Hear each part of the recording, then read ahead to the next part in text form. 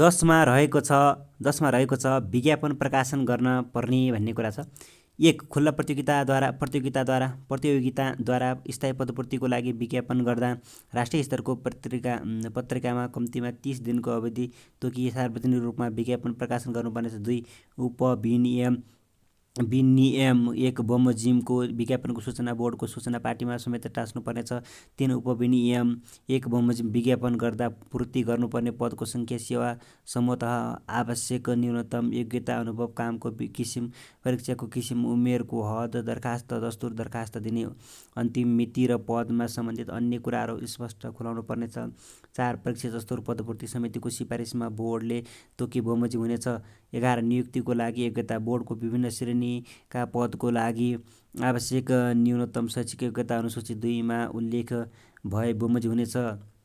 12 उम्मेदवार हुनको लागि योग्यता एक देहाएको व्यक्ति बोर्डको सेवाका कुनै पदमा नियुक्ति हुने योग्य मानिने छैन। क अधिकृत स्तरको पदमा 21 वर्ष र सहायक स्तरको पदमा 18 वर्ष उमेर पुरा नभएको हुनुपर्नेछ भन्ने कुरा हो। त्यसैगरी 2 पुरुष उम्मेदवारको हकमा 35 वर्ष, महिला उम्मेदवारको हकमा चाहिँ 40 वर्ष ननागेको र बोर्डको सेवा 5 वर्ष अवस्थामा नै गरेका श्रेणीविहीन कर्मचारीहरूको हकमा चाहिँ 45 वर्ष उमेर पुरा भएको हुनुपर्ने हुन्छ। तर बोर्डको स्थायी कर्मचारीको हकमा चाहिँ उमेरको हद लाग्ने छैन। अनि गमा चाहिँ भविष्यमा सरकारी सेवा र बोर्डको सेवाको निमित्त अयोग्य ठहरिने गरी सेवाबाट बर्खास्त गरिएको गैर नेपाली नागरिक भनेको छ। अङ्गामा चाहिँ नैतिक पतन देखिने फौजदारी अभियोगमा अदालतबाट कसुरदार ठहरिएको विदेशी राष्ट्रको स्थायी आवासीय अनुमति लिएको। अनि 2 मा चाहिँ उपविनियमको 1 को खण्ड ख मा जुनसुकै कुरा लेखिएको भए तापनि विनियम 9 को उपनियम 11 बमोजिम सीमित आन्तरिक प्रतियोगितात्मक परीक्षामा उम्मेदवार हुन उमेरको हद लाग्ने छैन। 13 खुल्ला प्रतियोगिताबाट पदोन्नति गर्दा उम्मेदवार छनौट गर्ने तरिका 1 रिक्त रहेको कुनै पदमा खुल्ला प्रतियोगिताद्वारा पूर्ति गर्दा देहाय बमोजिमको कुनै एक वा सबै परीक्षाको तरिका अपनाउन सकिनेछ। क लिखित परीक्षा, ख अन्तर्वार्ता, ग आवश्यकता अनुसार प्रयोगात्मक परीक्षा, घ पदपूर्ति समितिले पदको प्रकृति र उत्तरदायित्व समेतलाई दृष्टिगत गरी निर्धारण गरेको अन्य कुनै प्रक्रिया। त्यसैगरी 2 मा चाहिँ कुनै पदको लागि परीक्षाको तरिका निर्धारण गर्दा पदको कार्य विवरणको आधारमा पदपूर्ति समितिले निर्धारण बमोजिम हुनेछ। तर श्रेणीविहीन बाहेक अन्य सबै प्रकारको पदमा स्थायी पदपूर्ति गर्दा अनिवार्य रूपमा लिखित परीक्षा सञ्चालन गरिनेछ।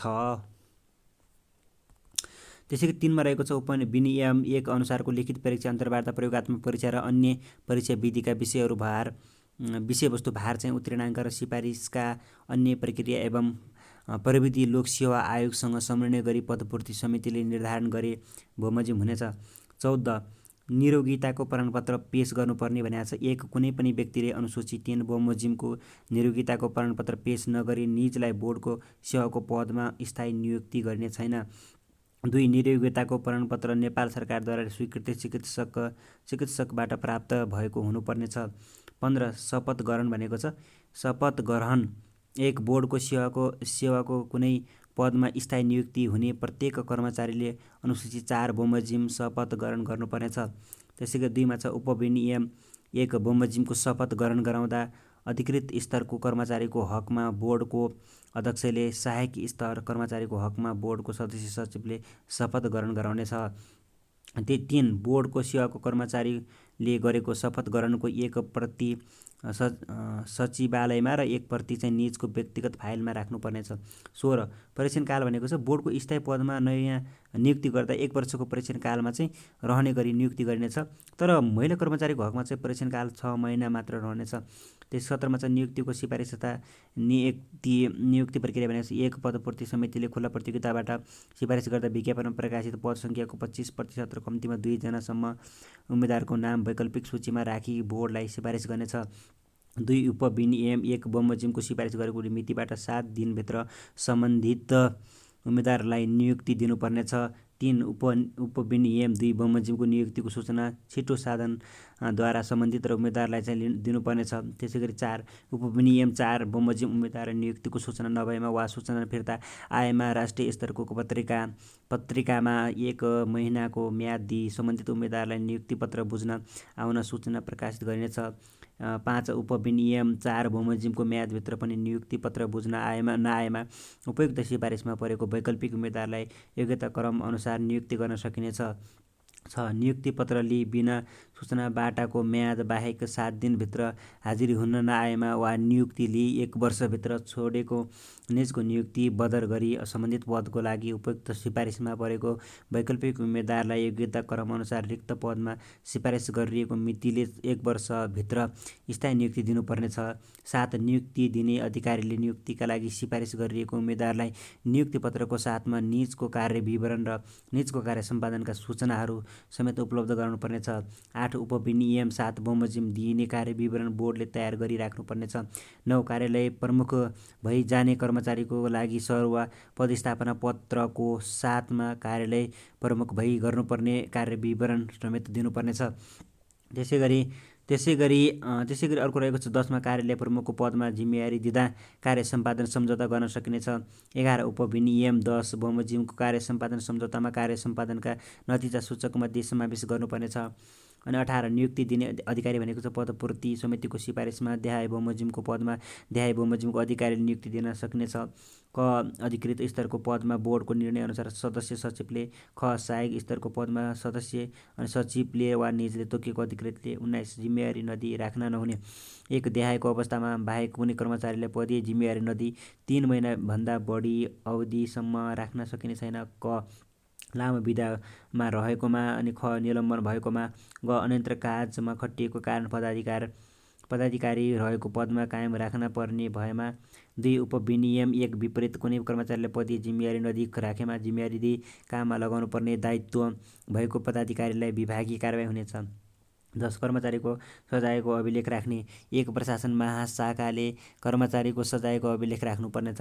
2 उपविनियम 1 बमोजिम राखिएको अभिलेखलाई देहाय बमोजिमको अवधिभर विभागीय प्रमुखमा पदस्थापना गर्दा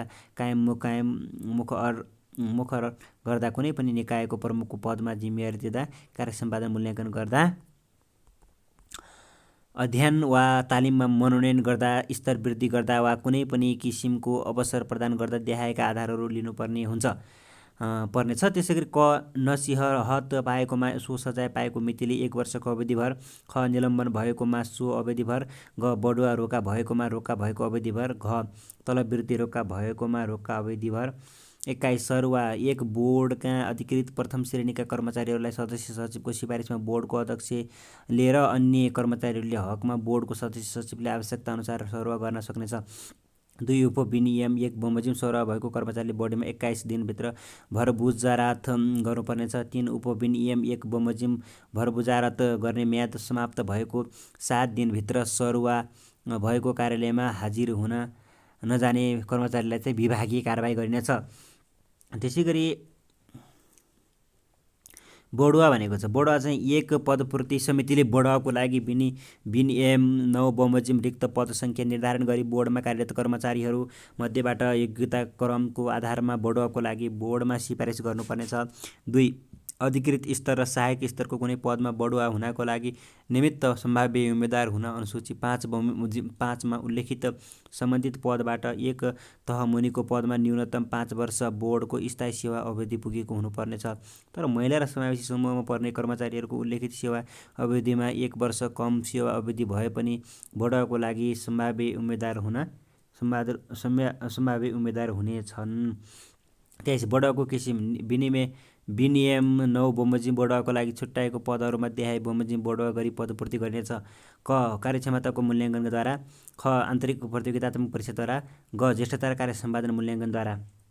24 बढुवाको लागि आधार कार्यक्षमताको मूल्याङ्कनद्वारा बढुवा गर्ने प्रयोजनका लागि सिफारिस गर्दा पदपूर्ति समितिले देहायका आधारहरूमा कर्मचारीहरूको कार्यक्षमताको मूल्याङ्कन गरी सबैभन्दा बढी अङ्क प्राप्त गर्ने कर्मचारीले बढुवाको निमित्त सिफारिस गर्नेछ। आधार भनेको छ जस्ता आधारहरू चाहिँ के हुन सक्ला भन्ने सम्बन्धमा भार अङ्क भनेको छ।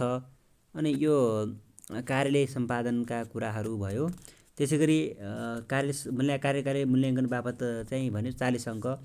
त्यसैगरी हालको श्रेणीको ज्येष्ठता बापत चाहिँ 30 अङ्क भनेको छ। अनि शैक्षिक योग्यता बापत चाहिँ 12 अङ्क।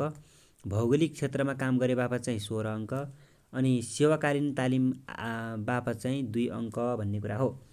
अनि 25 मा गयौँ भने कार्य सम्पादन मूल्याङ्कन भनेको छ, एक कर्मचारीको कार्य सम्पादन मूल्याङ्कनको लागि अनुसूची 6 मा उल्लेख भए बमोजिमको कार्य सम्पादन मूल्याङ्कन फारम प्रयोग गरिनेछ। 2 कार्य सम्पादन मूल्याङ्कन एक आर्थिक वर्षलाई एक अवधि मानि गणना गरिनेछ। 3 कार्य सम्पादन मूल्याङ्कनको अङ्क बढुवा हुन तोकिएको पदभन्दा तल्लो श्रेणीको पद रही गरेको न्यूनतम सेवा अवधिको औसत गणना गरिनेछ। तर असाधारण विधामा बसेको अवधिको कार्य सम्पादन मूल्याङ्कन फारम भरिने छैन।